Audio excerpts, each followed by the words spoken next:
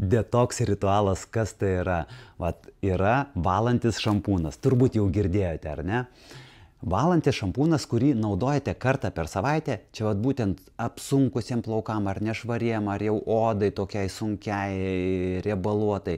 Tai kartą per savaitę verta padaryti detokso ritualą. Kas tai yra? Tas ritualas yra ne tik plaukam, bet ir galvos odai. Tai yra pirma, tai yra šampūnas. Šampūnas, kurį jau turbūt žinote, kad kiekvieną dieną nerekomenduotina naudoti. O kartą per savaitę. Ir irgi priklausomai, jeigu labai plaukai yra apsunkę, ar ne, nuo visko, po kelionių ar po dar kažko, būna taip kartais.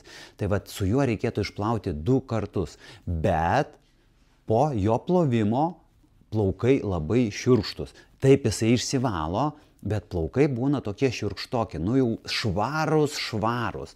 Tai vat po tos švaros būtina turėti štai tokią kaukytę ir ją po detokso šampūno uždėti 20 minučių. Nepatikėsite, bet plaukai taip gerai atsigauna. Švarus efektas ir primaitinti plaukai.